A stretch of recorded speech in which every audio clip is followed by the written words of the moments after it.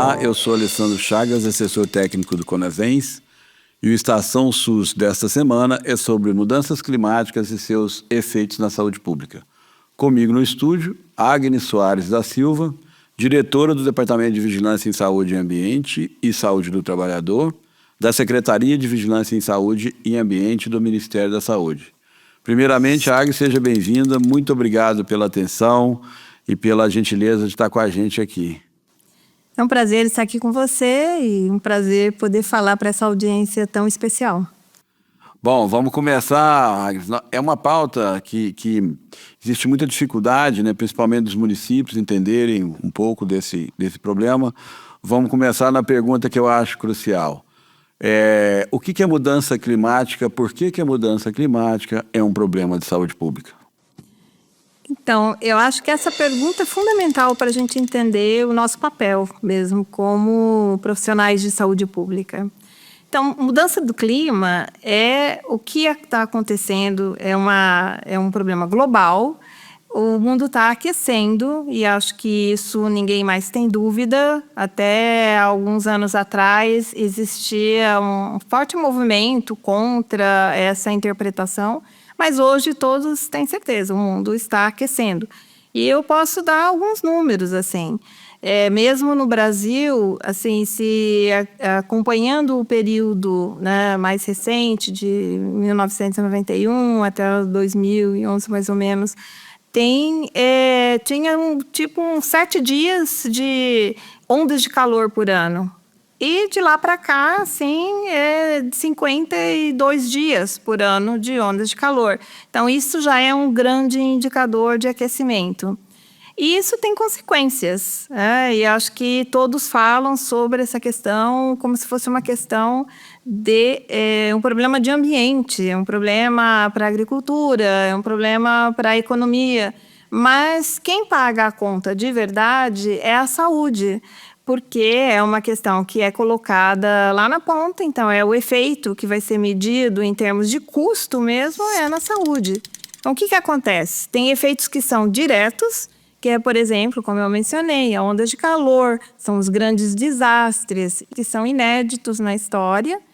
Um de seca, né, de extrema seca, e outro de enchentes. Então, isso mostra um pouco no panorama do que pode esperar.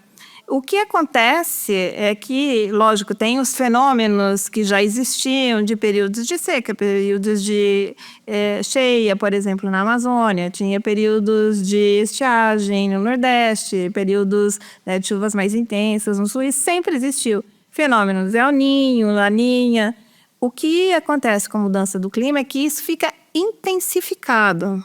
Então, é um novo normal. E, assim, com todos os acordos que foram feitos, e eu chamo a atenção para o Acordo de Paris, né, que foi em 2015, e que se chegou à conclusão que não podíamos deixar passar um aquecimento de 1,5 grau, né, de média geral, porque isso acarretaria em danos muito grandes. Então, esse é um efeito que acho que todo mundo sabe. Morre gente na enchente, morre gente por problema de evento extremo em qualquer lugar, deslizamentos, tudo mais. Mas o que ninguém conta é o que acontece, que é quase uma morte silenciosa, são as doenças que se a gente não olhar, não contar, a gente não vê. Então, são essas que são mais difíceis e que é o que pesa para o sistema de saúde. Então, mesmo olhando pós-enchente, as perdas enormes, por exemplo, nos serviços, perdas físicas mesmo, 3.000 unidades de saúde das mais diversas, todos os equipamentos que são sofisticados muitas vezes e que têm que ser repostos. Mas o tempo das pessoas, as pessoas que perderam tudo, que tiveram que, né, ser afastadas, vacinas atrasadas, vacinas perdidas, medicamentos perdidos, tratamentos interrompidos, demorando para retomar, tudo isso tem impacto, e é impacto real na saúde pública. Então, e esse ainda, eu continuo dizendo, é do que a gente pode dizer desses eventos mais diretos. Mas pensa um pouco na redução de produção agrícola, de alimentos, não digo nem dessa grande de exportação. redução de biodiversidade com perdas enormes, né? Daí, nessa produção, que é quem garante a comida no prato do povo, é praticamente a agricultura ainda de pequena escala, não é essa de exportação. Se reduz isso, a insegurança alimentar aumenta. Insegurança alimentar aumenta problemas, né, de saúde. Então, tem muitos efeitos. Aumento de poluição do ar. Aumento de poluição do ar aumenta efeitos para a saúde e aumenta também o aquecimento global. Então, tem muitas maneiras. A água reduz a disponibilidade de água. Muito provavelmente você reduz a qualidade da água. Reduz a qualidade da água, você aumenta doenças infecciosas. As pessoas acumulam água porque vai faltar água sempre. O que acontece? Mais vetores, mais arboviroses, mais doenças. Então, tem muitas maneiras de você medir. Então, acho que tem isso. As queimadas, então, tem a ver... Lógico que não é só a mudança do clima, mas o fato de estar muito seco, se há algum incêndio criminoso ou não, que vai acontecer, é que vai ter um efeito maior, vai ser mais devastador. Então, é com isso que a gente tem que lidar. Então, hoje, a mudança do clima é o maior problema de saúde pública que nós enfrentamos, porque ele tem a ver com a questão de novas pandemias que podem surgir, porque é isso, perde biodiversidade, diminui florestas ou tem essa maior migração de pessoas de um lado ao outro. Também tem migração de vetores e tem migração de doenças que estavam confinadas em alguns espaços e que passam a ter a possibilidade de romper e aumentar, como a gente está vendo com o ouro-puxo aqui no Brasil. Sim. Então, assim, tem muitas maneiras, diretas e indiretas, né, que afetam gravemente a saúde humana. Até coisas muito... que deveria ser parte do dia a dia. Por exemplo, o controle de diabetes. A pessoa diabética vai desidratar mais em dias de calor.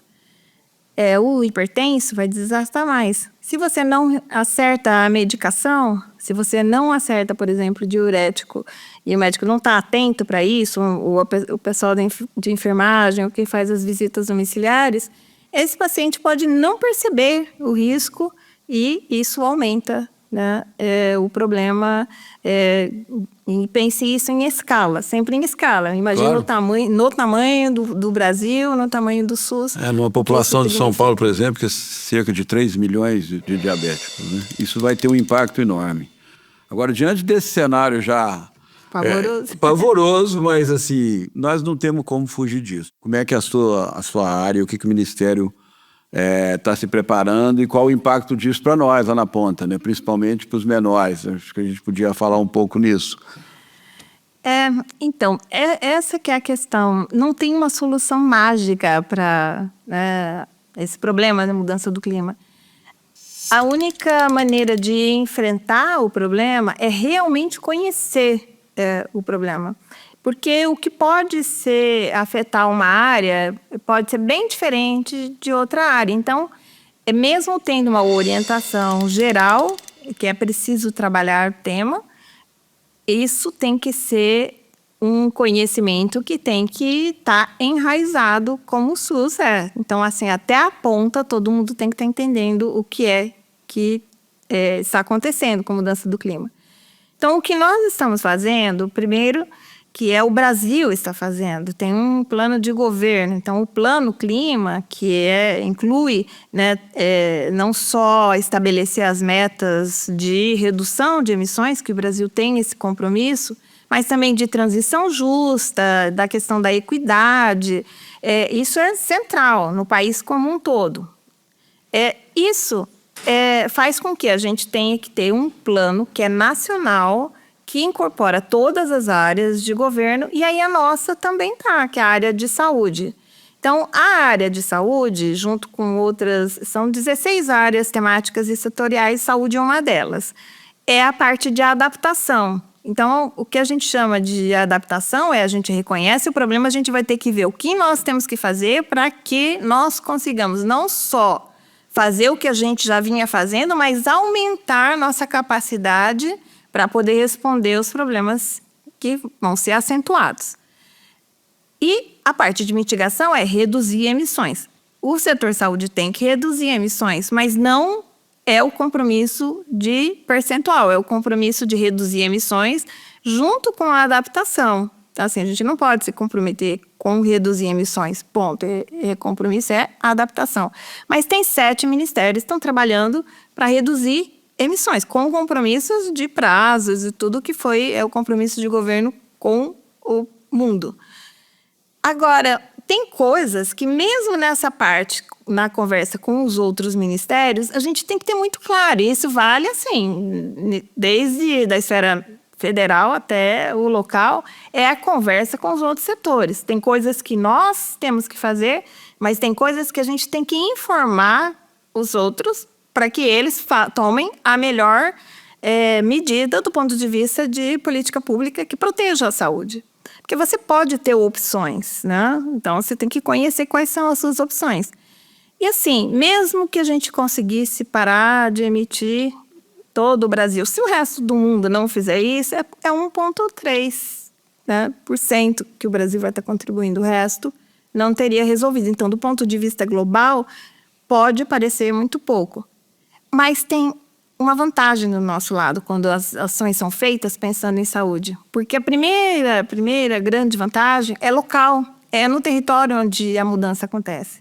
Então, assim, eu ter áreas verdes, por exemplo, nas cidades, eu ter transporte público, então reduz emissões, eu reduzo até, às vezes, 2 graus de temperatura na cidade se eu tomo esse cuidado. Colocar água para as pessoas beberem, esse tipo de coisa, reduz o risco. Isso é um efeito que os outros vão fazer e que eu vou medir como saúde. E o efeito é local e é imediato, não preciso esperar anos para ter o efeito. Então, essa é a grande vantagem de pensar a saúde como centro nas políticas públicas relacionadas à mudança do clima. Então, as pessoas de saúde em todas as esferas, se entendem isso, vão conseguir influenciar aquelas que são as melhores políticas. Então, essa é na conversa com os outros. Agora, para dentro, o que eu tenho que fazer? Eu preciso conhecer qual é o meu risco. Onde estão todas as unidades? É sujeito a enchente, a deslizamento?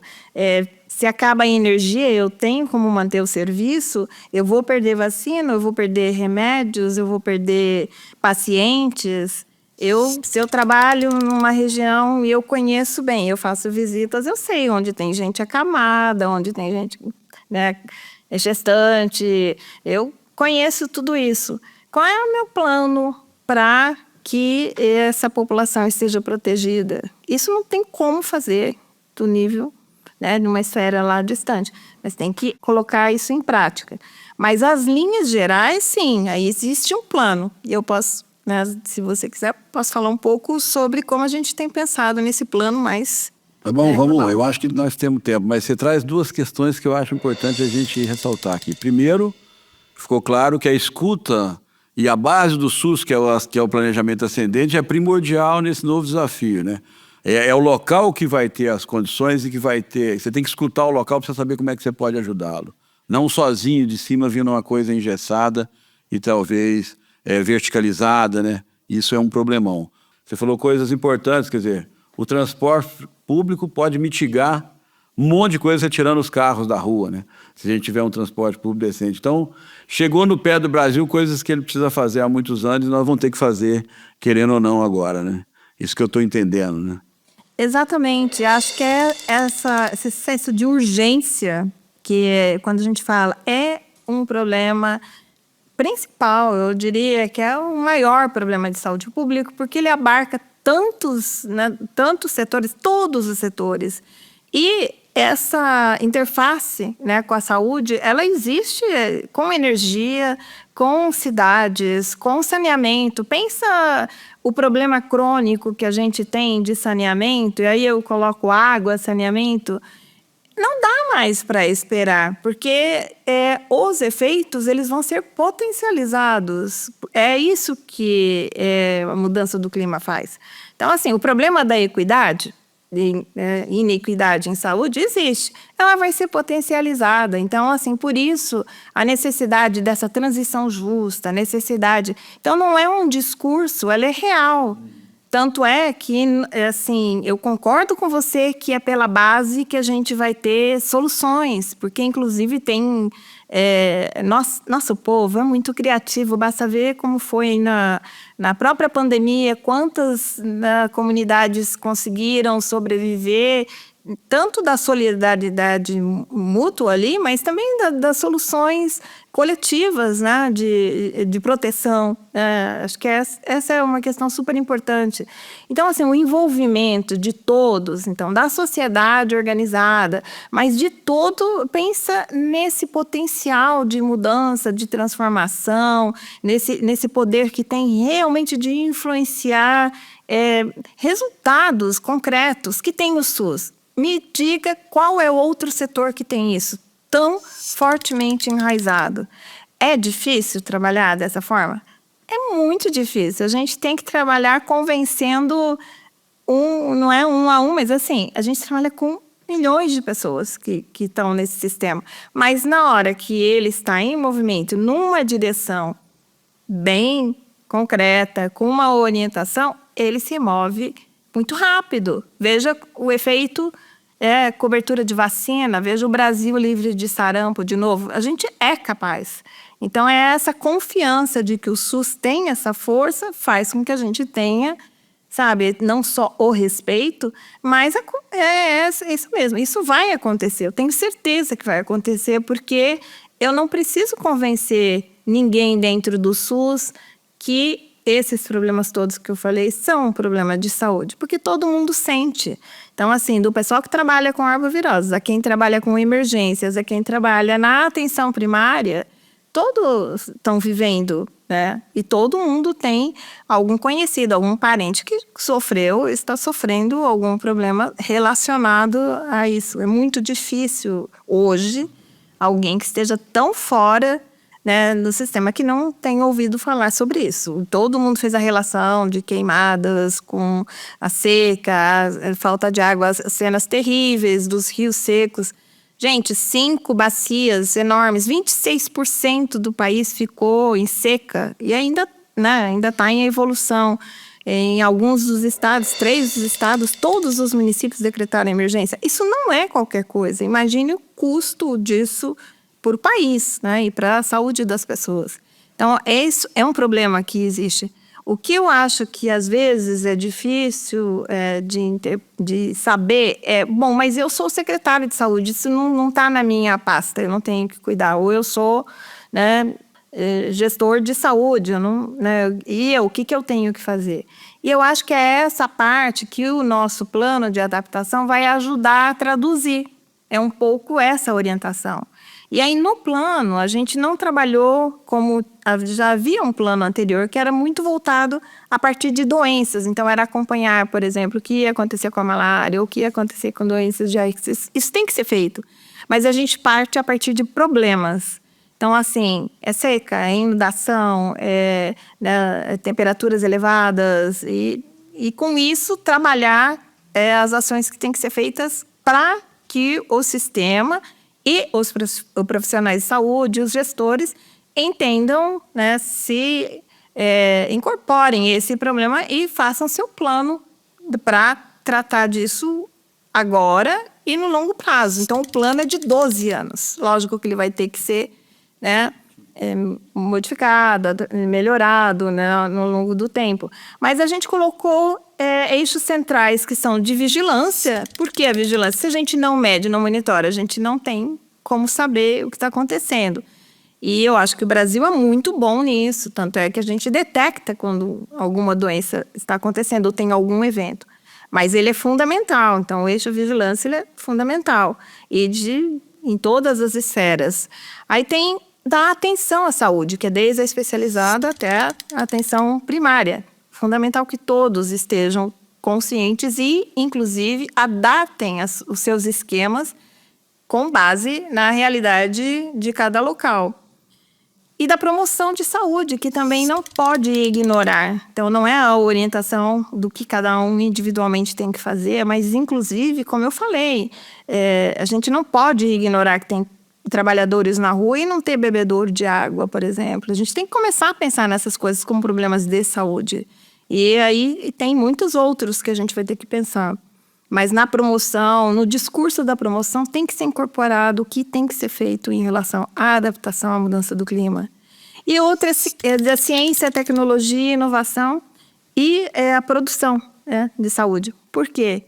Imagine, eu vou dar o exemplo da malária. Uma pílula tratando malária não é muito mais fácil de você manter num lugar distante quando você corta, por exemplo. Não tem como chegar num local, mas você tem um tratamento lá na ponta que é super fácil, que é resiliente ao clima e que você consegue tratar.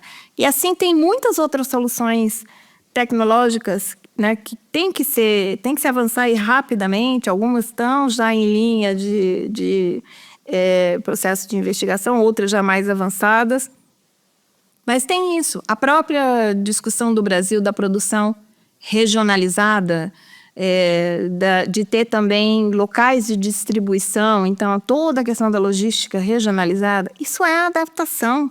Assim, é você fortalecer um sistema que não seja tão dependente nem numa crise, a gente já viu o que acontece, né? Todo mundo segura seu.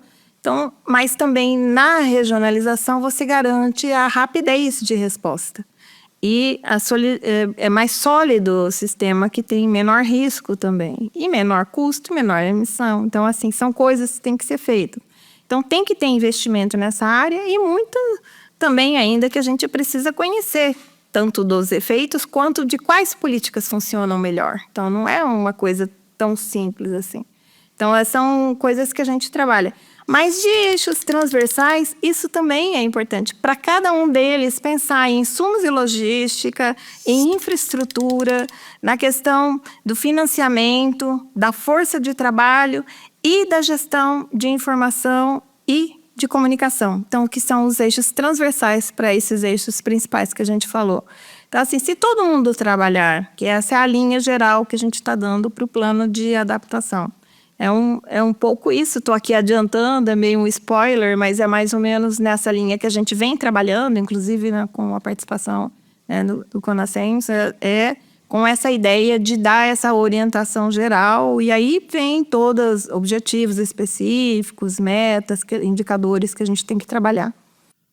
Tem a ideia da gente fomentar isso nas regiões, nos estados, para a gente estimular que esses planos venham de forma ascendente e exceder uma diretriz nacional para que todo mundo possa entender o problema. Acho que seria primordial. E uma outra coisa, que é um pleito antigo nosso, não podia deixar de falar, que se tiver algum dinheiro novo, que a gente se estruture o piso fixo de vigilância. Então, eu acho que a gente tem que aprender com o que aconteceu na pandemia e fortalecer, qualquer dinheiro novo, fortalecer o piso fixo, mesmo que a gente estabeleça parâmetros para você chegar a um piso fixo maior, para fomentar alguma coisa, mas parar, né? Eu acho que, como é uma coisa nova, a gente tem que parar de tentar fomentar pelo piso variável. Isso não é sustentável. A gente tem que fortalecer o fixo e o constitucional. A gente espera isso da sua área também. Eu sei que não, isso não é para responder aqui, não tem nem como, mas vamos para... Levaremos essa questão. Vamos para a COP. Nós temos a COP30 no Brasil. Queria que você falasse um pouco dessa conexão e da importância do Brasil trazer isso. Vai ser em Belém, no Pará, né? Sim, então, e neste processo, por que eu disse que é relacionado? O que o mundo espera do Brasil, e eu estive tanto na COP passada como na anterior, e em algumas outras, mas é muito claro que o mundo tem uma grande expectativa em relação ao Brasil. Não é só porque COP na Amazônia, mas porque o Brasil tem colocado de uma forma muito contundente os aspectos de quem é que está sofrendo mais com essa crise e quem é que tem que pagar essa crise. E até agora tem muitas declarações. Eu achei ótimo que saiu, pelo menos na declaração de Baku, na declaração, como o documento que saiu de Baku, o acordo que saiu, em relação ao financiamento, que era a COP do financiamento, reconhece a necessidade de 1,3 trilhões anuais para cobrir esses países que não têm condições de resolver a crise sozinhos. Não causaram o problema, mas e não têm condições de resolver, né, e se adaptar nessa crise sem esse recurso. Então, não é um recurso do tipo financiamento de banco, porque isso endivida as pessoas. E, então, o Brasil tem colocado isso também muito claramente. Teve o reconhecimento, só que tem um compromisso de 300 bilhões. Então, assim, é uma diferença muito grande. Mas o que se espera do Brasil é também exemplo. Então, se você tem o recurso para a saúde, por exemplo, que hoje está bem fixado, que tem um dia de saúde das COPs. Foi um compromisso dos países. Tem um dia para discutir a questão da saúde. Mas o que discutir da saúde? Então, assim, o que exatamente a gente precisa para a saúde? Se eu tiver recurso, o que é que tem que ser investido para garantir que a saúde pública seja protegida? E aí, a gente fala de um ponto de vista, né, como país, é muito privilegiado. Porque quantos países têm um sistema de saúde único, universal, com equidade, integralidade? Não tem muitos. Então, a gente fala com esse poder de fala de quem faz alguma coisa. Então, o que o Brasil conseguir demonstrar em termos concretos de experiência vai ajudar muito também nessa conversa, na negociação e de impulsionar essa agenda de implementação, que é uma coisa que é absolutamente necessária. Então, não está desvinculado. Então, esse plano nacional, ele tem que ser rapidamente, né, incorporado em estados e municípios, e cada um pensando nas formas de trabalhar esse tema. E eu devo confessar que eu sei que muitos estados e municípios estão fazendo isso, só precisam... o que nós precisamos é esse alinhamento muito rápido. E para isso está em nossos planos, na entrega, porque a gente não entrega separado. Então, assim, tem todo um plano de entrega desse plano com o Ministério do Meio Ambiente, que é quem coordena, né, nacionalmente isso, junto com o MCTI. E isso está programado para março. E vai haver um encontro, né, para a gente deslanchar esses planos, e daí sim, de uma forma estruturada. Lógico que as conversas já estão acontecendo e vão acontecer antes, mas de uma forma mais estruturada, como plano para chegar com alguns resultados já bem definidos até próximo da COP, que está programado, ou março ou abril vai acontecer essa reunião. E para a COP, e assim, a COP é um evento que acontece no país, mas ele é um evento global. Então, é como a COP como tem qualquer evento desses globais. Quem toma conta é uma estrutura da COP. Então, é fundamental garantir que o país esteja, né, trabalhando com o tema e que ganhe alguma coisa com esse processo, porque ele é um processo também demandante para o país, né, em termos de organização. E o que nós estamos fazendo é tentando casar, na nossa perspectiva de saúde, é essa agenda do que nós vamos levar como proposta global com o que a gente quer que seja, né, feito também no país. Então, a questão da equidade étnico-racial, da visibilidade para aquelas populações que estão vulnerabilizadas, é essencial, porque isso é um lugar de fala muito, muito próprio do Brasil, e a gente tem condições de fazer isso, e a gente quer fazer isso. Então, nós vamos trabalhar nesse sentido. E assim, construir, né, nessa negociação, que quem dirige isso não é nem a gente, nem o Ministério do Meio Ambiente. Quem faz isso é o Ministério de Relações Exteriores. É a posição de país, mas é a questão muito clara, tem que ser a justiça climática, é a transição ecológica justa, e é nesse caminho que a gente tem que pensar. Então, não dá para pensar nesse caminho sem pensar como garantir que a população que é mais vulnerabilizada não seja deixada de lado e que a gente tenha a capacidade de demonstrar que é possível fazer esse esquema de proteção social através da saúde. E esperamos, sinceramente, que nosso exemplo ajude os outros setores a também se colocarem no mesmo caminho. Perfeito. Bom, Agnes, agradeço demais a sua atenção ao nosso chamado. Se quiser fazer alguma consideração final, por favor, fique à vontade.